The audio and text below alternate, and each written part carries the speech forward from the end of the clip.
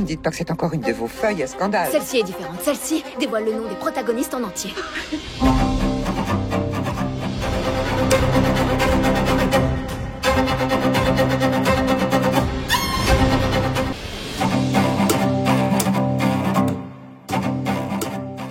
Bonjour tout le monde et bienvenue dans cette nouvelle vidéo. Alors aujourd'hui, je vais vous parler de la chronique des Bridgerton qui a été écrite par Julia Quinn. Je vais vous en parler en plusieurs parties, c'est-à-dire que je vais d'abord vous parler de la comparaison entre la série Netflix et le premier tome donc consacré à Daphné. Ensuite, je vous parlerai des 8 tomes en fait en général et je vais vous en parler dans l'ordre dans lequel je les ai préférés. Certains tomes, mes gros coups de cœur, je les ai lus en une journée et d'autres en 1 ou 2 journées. Donc vous voyez que c'était quand même assez rapide et donc je l'ai quand même dans l'ensemble très bien apprécié. Je ne vais pas faire durer l'introduction plus longtemps. Eh bien on va commencer tout de suite. Alors je vais vous parler d'abord dans un premier temps de la comparaison entre la série et le livre, le premier tome, celui qui est consacré à Daphné, puisque dans la saga en fait chaque tome, donc il y en a 8, est consacré à un enfant Bridgerton, il y en a 8. Donc le premier est consacré à Daphné qui est la fille aînée, mais pas la première née, il y a d'abord des garçons et ensuite il y a Daphné, et donc Daphné ça va être la première à se marier. Et donc dans la série de Netflix, la première saison est aussi très focalisée sur Daphné. Mais ce qui change énormément du livre, c'est que dans le livre, on ne suit quasiment que Daphné et Simon, on ne parle que d'eux, on voit un petit peu les autres personnages, mais ils sont vraiment au second plan, alors que dans la série, eh bien, on les voit quasiment tous, à part une sœur, à part Francesca, qu'on n'aperçoit qu'une seule fois. Mais sinon, ce qui est très bien dans cette série, alors déjà, les décors, les costumes, donc ça c'est vraiment très bien. La réalisation est vraiment bien faite puisqu'il y a quand même plusieurs intrigues qui nous tiennent en haleine finalement, donc ça j'ai vraiment beaucoup apprécié, j'ai vraiment bien aimé cette série. Ce que j'ai bien aimé c'est qu'il y avait aussi très peu d'épisodes, donc ça c'est quand même une série du coup qu'on mange très rapidement, et du coup que j'ai bien aimé, enfin vraiment beaucoup aimé dans cette série, c'est qu'on voit quand même pas mal les autres personnages. On voit beaucoup Daphné, on voit beaucoup Simon, mais on voit aussi beaucoup Anthony, le frère aîné, on voit beaucoup Lady Bridgerton, la maman, Héloïse surtout aussi, qu'on voit énormément, qui a un rôle très très intéressant dans la série. Vous verrez que dans les livres, moi personnellement j'ai été très déçue du tome consacré à Héloïse, alors que j'attendais beaucoup de choses en fait de ce tome là. Il y a aussi, on voit beaucoup Pénélope avec sa famille, donc les Featherington, etc. Enfin bon. Et la Lady Whistledown est également mise beaucoup en avant dans le début de chaque épisode. Je ne sais plus si à la fin elle intervient aussi, à la fin des épisodes, je me rappelle plus, mais en tout cas au début de chaque épisode elle parle en voix off en fait, elle fait sa chronique, et ça je trouve ça très intéressant. Dans le livre c'est la même chose en fait, à chaque début de chapitre il y a un petit extrait, mais ça je vous en reparlerai après parce que j'ai été quand même un peu déçue de la quantité en fait qu'on avait de Lady Whistledown. J'aurais aimé en avoir plus, mais bon, je vous en reparlerai. Donc dans la série, ce que j'ai beaucoup apprécié, donc c'est cette présence de plein de personnages différents. Ça m'a beaucoup plu. Et alors ce qui est assez rigolo, c'est qu'il y a plein de personnages qui apparaissent dans la série qui n'apparaissent absolument pas dans les livres. Comme par exemple pour Anthony, donc l'aîné de la fratrie, la chanteuse d'opéra, je ne sais plus comment elle s'appelle. Dans la série, il entretient une relation assez intense avec elle, longue.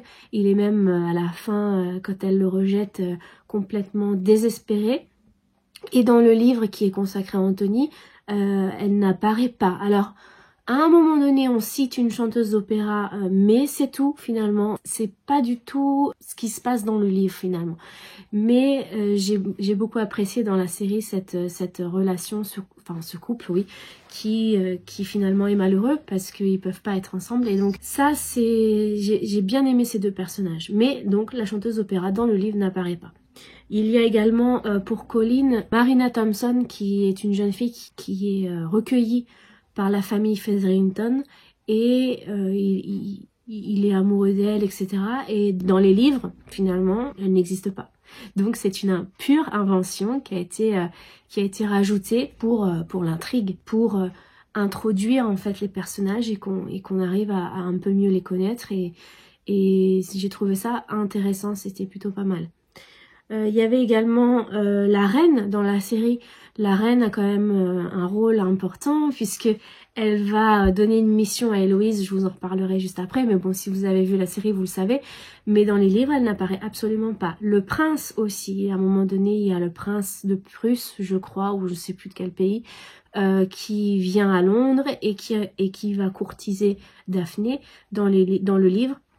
Il n'apparaît pas du tout. Il y a beaucoup de libertés qui ont été prises pour la série, mais qui, je trouve, ont apporté vraiment quelque chose de plus, finalement, à l'histoire, à l'intrigue. C'était vraiment bien fait. J'ai vraiment hâte de voir la saison 2, en plus consacrée à Anthony, et vous verrez que le tome d'Anthony a été l'un de mes coups de cœur. J'ai eu 2 coups de cœur dans cette saga, et c'est l'un de mes 2 coups de cœur. Et donc, j'ai vraiment hâte de voir ce que la série va donner. Il y a également aussi, dans la série, on voit le père de Pénélope, le père de la famille Featherington, qui dans le livre n'apparaît pas en fait, puisqu'il est déjà décédé, je crois. Enfin, en tout cas, on n'en parle pas du tout. Donc c'est un ajout qui là aussi nous donne un peu plus de matière quoi en fait à la série, à la famille Featherington surtout. Et il y a aussi pour Bénédicte, dans la série, à un moment donné, il rencontre un peintre et donc ce peintre va un peu l'initier à la peinture, mais pas que d'ailleurs. Donc du coup, ce peintre n'apparaît pas du tout non plus dans le tome de Bénédicte. D'ailleurs, moi je pensais que l'histoire de Bénédicte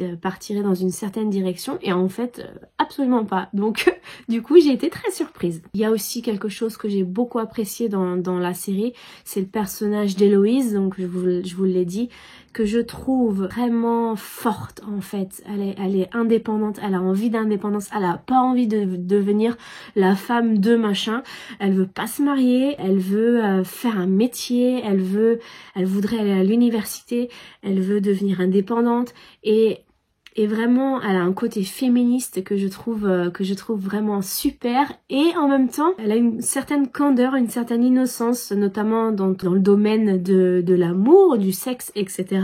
Il y a des scènes dans la série qui sont vraiment drôles, où elle se pose des questions avec Pénélope, donc du coup voilà, elle a cette fraîcheur, cette innocence que j'ai beaucoup aimée, et elle a une envie viscérale, c'est de découvrir qui est Lady Whistledown. Et donc la reine va lui confier cette fameuse mission, et donc elle va tout faire pour essayer de trouver qui elle est, et ça c'est vraiment quelque chose que j'ai vraiment adoré dans la série. Par contre, j'ai été déçue, mais ça je vous le dirai plus en détail, par le tome qui est consacré à Héloïse. C'est vraiment dommage parce que vraiment j'espère que dans la série elle va continuer à avoir cette importance et ce rôle, parce que elle est extra. Enfin voilà, c'est un super personnage dans la série. Voilà, j'adore, je l'adore. Alors, la deuxième partie de cette vidéo, je vais vous parler maintenant de chaque tome, mais avant ça je vais quand même vous dire que la série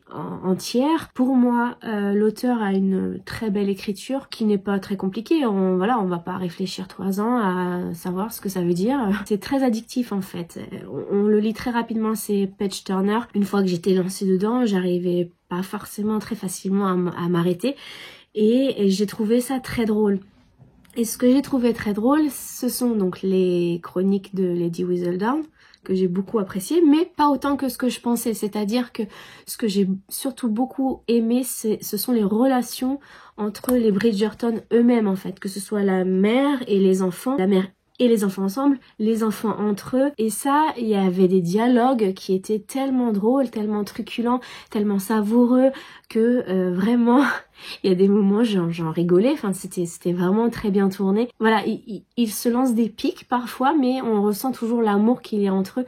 Et c'est ça que j'ai trouvé formidable dans cette histoire. J'ai aussi adoré le personnage de Lady Danbury. On la voit dans la série. D'ailleurs, dans la série, c'est une très bonne amie de la mère de Simon qui le recueille, donc c'est un peu comme si c'était sa tante.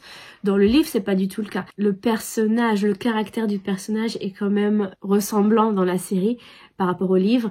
Et dans le livre, elle est juste incroyable. Moi, elle me faisait rire.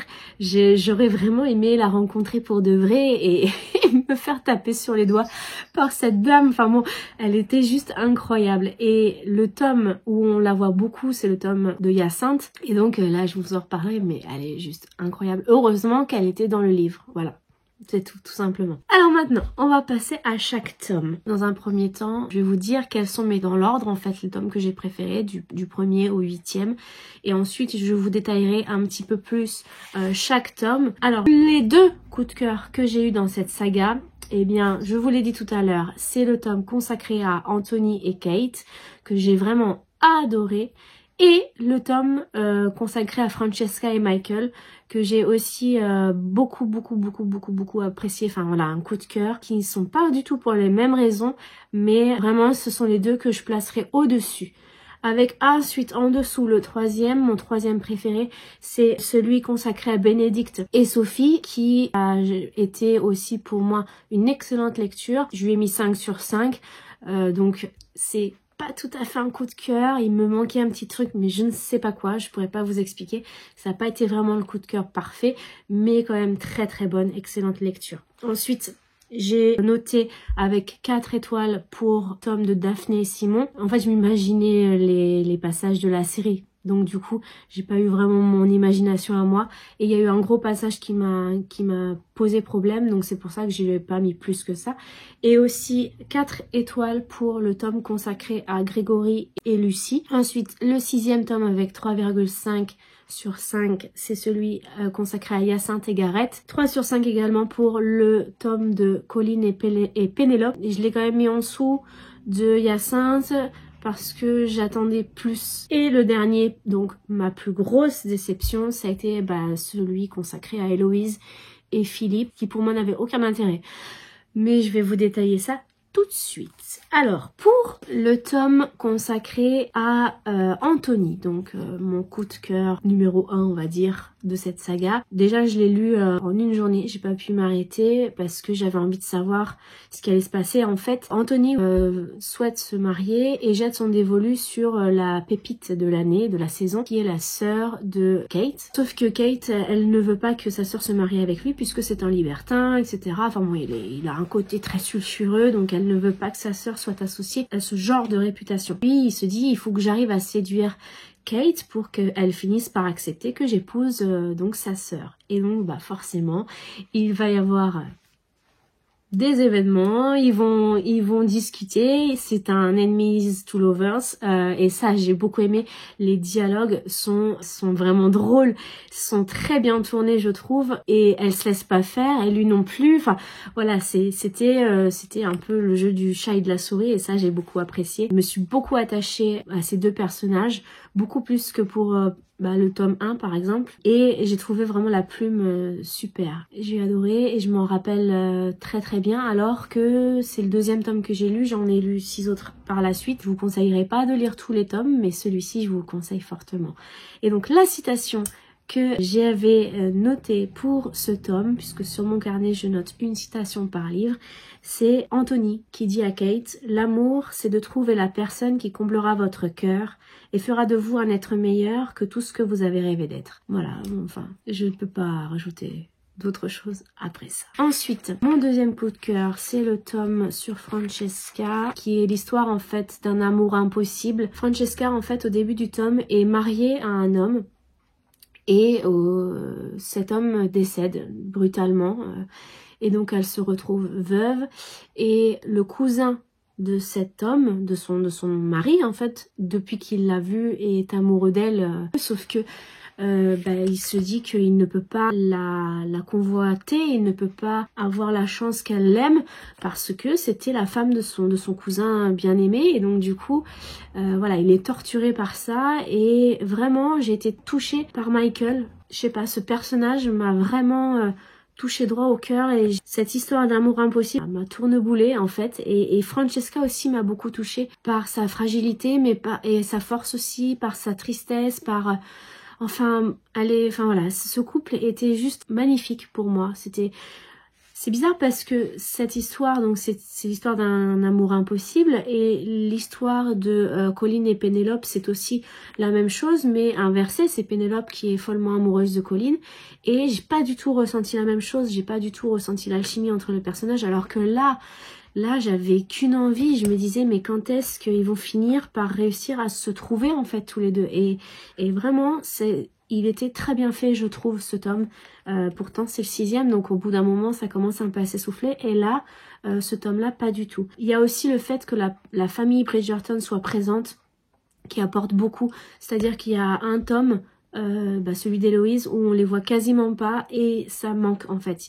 Le fait que les Bridgerton soient là, et des relations entre eux, discutent, etc., ça apporte vraiment quelque chose à la saga. C'est incontestable en fait, on voit vraiment la différence quand il y a les Bridgerton, la famille entière, ou une grande partie, ou pas du tout, et on voit l'importance de la famille. La citation que je vais vous incruster, c'est Janet Stirling, qui est donc la maman du premier mari de Francesca, qui écrit à Michael. Donc elle lui dit: merci Michael d'avoir laissé mon fils aimer Francesca avant toi. La question résilience, je crois qu'il n'y a pas mieux quoi. Enfin, elle est très très belle cette citation. Ensuite, le tome numéro 3 que j'ai préféré, c'est celui consacré à Bénédicte, donc Bénédicte et Sophie. Et là pour le coup, ce tome, c'est en quelque sorte une réécriture de Cendrillon finalement, puisqu'en fait on a Sophie qui est la fille illégitime d'un comte, et donc qui n'est pas reconnue comme sa fille. Ce comte s'est remarié à une femme qui a 2 filles, donc voilà, Cendrillon, qui est très méchante, qui est une vraie marâtre. La seule différence, c'est que dans les sœurs, il y en a une qui est quand même relativement gentille avec, j'allais dire Cendrillon, non, avec Sophie. L'autre, c'est une peste, cette jeune fille. Donc Sophie se retrouve à être l'esclave de cette femme et de ses filles. Et donc à un moment donné, il y a un bal costumé masqué qui est organisé chez les Bridgerton. Elle réussit à s'y rendre, et donc là à un moment donné, dans la salle, il y a la musique, puis d'un seul coup ils voient la présence l'un de l'autre, le monde s'arrête, la musique s'éteint et il n'existe plus que, enfin bon bref, le coup de foudre quoi. Ils dansent ensemble, ils discutent, ils passent la soirée, elle ne veut pas lui donner son nom, etc. Et donc à un moment donné, eh bien elle doit rentrer chez elle et elle s'enfuit. Et donc lui, donc Bénédicte, qui est totalement sous le charme de cette jeune femme, décide de faire tout ce qu'il peut pour la retrouver. Voilà, ça c'est le début de l'histoire. Par la suite ça change, hein. C'est plus tout à fait comme Cendrillon. Il y a d'autres intrigues, il y a d'autres choses qui se passent. J'ai beaucoup aimé, hein. L'intrigue était plus complexe que Cendrillon et c'était très addictif. Encore une fois, la famille Bridgerton, c'est juste une pépite pour moi. Leur relation, l'amour qu'ils ressentent les uns pour les autres, la solidarité qu'ils ont entre eux, l'humanité et les réparties succulentes qu'il y a dans les dialogues. Enfin bon, vraiment, j'adore. Il manquait juste peut-être un petit truc pour que ce soit le coup de cœur. Et finalement, quand j'y repense, je me rappelle vraiment très bien de cette histoire. Donc je peux pas vous expliquer pourquoi ça n'a pas été un coup de cœur, mais excellente lecture. Je vous la conseille. Et là, j'ai été pour le coup surprise par la tournure de cette histoire, parce que rien à voir avec le personnage de Bénédicte dans la série, enfin avec ce qui lui arrive. Donc quand il y aura la saison 3, je me demande ce qui va bien pouvoir se passer, comment ça va bien pouvoir évoluer tout ça en fait. Donc j'aime être surprise dans les lectures. Il y a des lectures, on se dit, ah bah c'est bon, je sais ce qui va se passer, etc. Bon voilà, ça peut être plus ou moins intéressant, je ne sais pas. Mais quand vraiment on est surpris par une lecture, ça c'est juste super, c'est incroyable. Et donc, la citation pour ce tome, c'est « Les yeux étaient des fenêtres sur l'âme ». Alors maintenant, je vais vous parler donc du tome consacré à Daphné. Donc je vais pas rentrer dans les détails parce que j'en ai déjà pas mal parlé. J'ai beaucoup apprécié l'histoire en elle-même, les personnages. Je m'imaginais quand même beaucoup la série forcément puisque je l'ai regardée avant de le lire. Donc du coup j'avais toujours cette imagination, j'imaginais Simon comme l'acteur en fait et pas comme la description qui était donnée puisque la description n'est pas la même, mais sinon c'était quand même sympa. À part la fameuse scène qui pour ma part m'a choquée, la scène du viol. C'est Daphné qui viole Simon pour régler un peu ses comptes parce que lui il lui a expliqué qu'il ne pouvait pas avoir d'enfant alors qu'en fait il peut en avoir mais il n'en veut pas. Enfin bon bref, il y a une scène de viol, je me suis dit mais quel intérêt finalement, enfin pourquoi faire ça? En plus ce personnage de Daphné c'est pas du tout cohérent en fait qu'elle fasse ça. Donc vraiment, cette scène est aussi dans la série et je n'ai pas compris. Vraiment, j'ai pas compris pourquoi l'auteur avait décidé de faire ça. J'ai trouvé que c'était très maladroit, enfin plus que ça d'ailleurs. Donc vraiment, pourquoi avoir écrit ça? Enfin, je ne sais pas. Donc c'est vraiment l'élément qui m'a perturbée et qui a fait que j'ai mis que 4. C'est déjà pas mal. Enfin vraiment, j'ai pas compris. Si vous avez une explication, dites-le moi en commentaire. Mais là, franchement, je sais pas. À part ça, le reste, c'était quand même intéressant. C'était même bien. La citation que j'ai retenue de ce tome 1, c'est Lady Whistledown qui écrit ça dans une de ses chroniques. Et quand je l'ai lu, j'ai eu un fou rire. C'est « Affirmer que les hommes sont des têtes de mules serait insultant. » Pour les mules. Donc bon, je sais pas, cette phrase elle me fait rire. Voilà, rien qu'à lire la phrase ça me refait rire. Donc vous devez imaginer quand j'ai lu et que j'ai découvert cette phrase, enfin bon j'ai explosé de rire. Ça m'a vraiment fait très rire. Enfin bref, on va passer à la suite. Alors le suivant, c'est donc le tome consacré à Grégory, c'est le tome 8. Et donc dans cette histoire, c'est l'histoire en fait d'un triangle amoureux. Grégory rencontre à un moment donné une jeune femme pour qui il a un coup de foudre. Sauf que elle s'en fout, hein, elle en a rien à faire de lui, elle l'envoie balader en fait. Elle aime quelqu'un d'autre, donc du coup elle en a rien à faire de Grégory. Et donc Grégory va demander à la meilleure amie de cette fille, je sais plus comment elle s'appelle, donc la meilleure amie c'est Lucie, il va demander à Lucie de l'aider à conquérir, etc. Bon. Et donc au bout d'un moment Lucie va tomber amoureuse de Grégory, qui lui est amoureux de quelqu'un d'autre, enfin bon bref, donc c'est un triangle amoureux. D'habitude j'aime pas trop ça, ça me gêne, et là je trouve ça sympa, assez intéressant. Je me suis bien attachée aux personnages de Grégory et de Lucie, voilà, ils étaient plutôt cool. Et ce que j'ai bien aimé, c'est que il y a quand même pas mal de suspense, de rebondissements. Il y a une situation à la fin du livre, on se dit mais comment ils vont faire pour s'en sortir? Je ne voyais pas la solution. Je savais que ça finirait bien puisque c'est une romance. Donc la définition d'une romance, c'est qu'à la fin, tout se termine bien. Les amoureux finissent ensemble. Et là, je me disais, mais comment elle va faire pour faire une pirouette et s'en sortir? Et bah, elle a réussi, hein, elle a trouvé. Donc vraiment, j'ai bien aimé ce tome.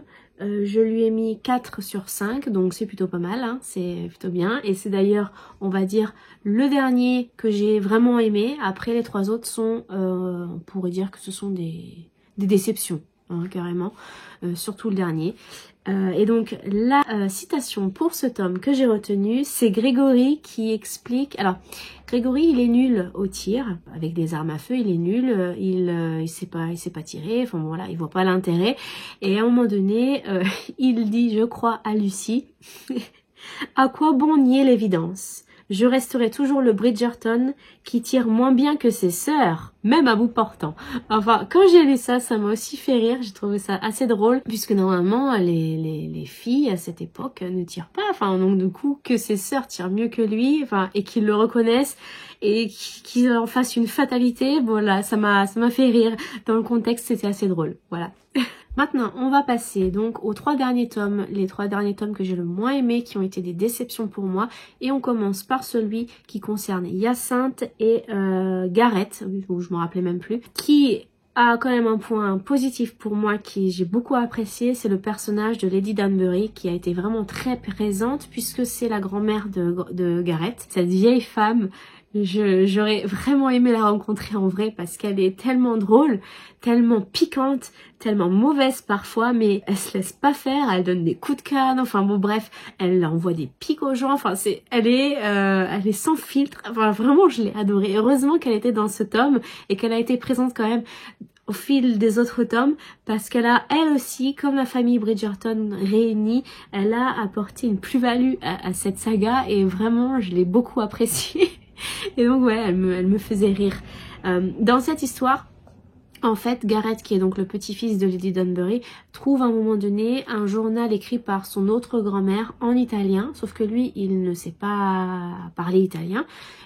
Et par chance, Hyacinthe, qui elle rend visite régulièrement à Lady Dunbury, parle un peu italien et donc sa mission ça va être de traduire le journal. Donc c'est comme ça qu'ils vont créer une relation en fait tous les deux, et à un moment donné ils vont partir dans une chasse au trésor pour retrouver des bijoux qu'elle aurait cachés. Enfin bon bref, voilà, c'est cette histoire là. C'était intéressant. Par contre pour moi la romance est allée beaucoup trop vite. On dit que Hyacinthe est une jeune fille indépendante, un peu comme Héloïse, qui se laisse pas faire, etc. Alors oui, certes, elle se laisse pas faire avec Lady Dunbury, elle se laisse pas faire avec ses frères surtout, et ses sœurs également, mais face à Gareth, elle est complètement effacée quoi. Enfin donc du coup, c'est un petit peu embêtant, c'est dommage. J'aurais bien aimé qu'elle soit un peu plus rentre dedans comme Kate avec Anthony dans le tome 2 du coup. Elle pour le coup, elle se laisse pas faire quoi. Elle y va, elle est franc du collier, elle dit un truc, elle l'assume complètement, et ça c'est vraiment dommage. Et j'ai beaucoup apprécié par contre la relation entre Hyacinthe et Lady Dunbury, que j'ai trouvé très touchante, que j'ai beaucoup apprécié. Maintenant, pour la citation, c'est... oui. Voilà, c'est « Tout le monde savait que l'aîné des petits-fils de Lady Dunbury était parvenu à se coincer la tête entre les barreaux du grand portail du château de Windsor. » Voilà, pour dire tellement il était bête, idiot, etc. Bref, cette phrase aussi m'a fait rire, faut être honnête, mais peut-être pas vous, puisque là, la phrase est sortie de son contexte, mais dans l'histoire, c'était assez savoureux. Et maintenant, on enchaîne avec le tome consacré à Colin et Pénélope, le tome 4, qui, pour moi, était une déception, déjà parce que dans ce tome, à un moment donné, il y a plus de chronique de Lady Whistledown, puisqu'on découvre, et là je vous spoil pas pour ceux qui ont regardé la série, mais on découvre que Lady Whistledown c'est Pénélope en fait, qui a bien caché son jeu pendant une dizaine d'années, et donc à un moment donné elle arrête, elle décide d'arrêter et elle ne sort plus de chronique. Et ça, j'ai vraiment pas apprécié. J'aurais aimé qu'elle continue, en fait. C'est dommage. C'était un des points positifs de cette saga. Et bon, tant pis, hein, c'est pas grave, mais quand même, c'est dommage. C'est dommage. Donc, j'ai été beaucoup moins emballée par cette romance, par ce couple. J'ai trouvé aucune alchimie entre les deux personnages, alors que pourtant, j'aime beaucoup Colin, j'aime beaucoup Pénélope, mais les deux ensemble... Pour moi, c'était un feu de paille. Il y avait rien du tout. Même quand on sait que Pénélope est amoureuse de Colin depuis tant d'années, etc., etc. Ben, je me suis pas dit, oh la pauvre, j'espère que ça va avancer.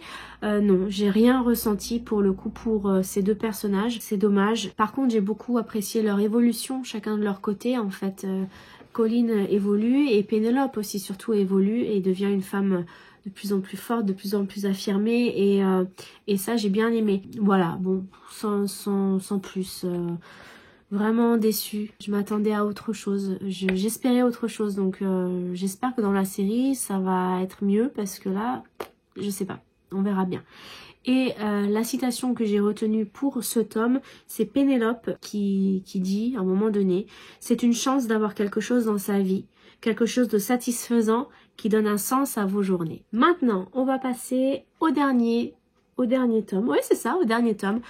Malheureusement, ma plus grosse déception, c'est donc le tome consacré à Héloïse, c'est le tome 5. Je lui ai quand même mis 3 sur 5, mais j'ai été extrêmement déçue parce que dans la série Netflix, c'est vraiment le personnage que j'ai préféré. Je m'attendais vraiment à une histoire totalement différente. Alors déjà, en fait, elle entame une correspondance avec un homme qu'elle ne connaît pas. En fait, c'est le veuf d'une cousine éloignée, et donc elle aime beaucoup écrire, des lettres aux gens, etc., en recevoir, et elle entame secrètement une correspondance avec cet homme, et puis un jour, comme ça, sur un coup de tête, elle décide d'aller le rejoindre alors qu'elle ne le connaît pas du tout.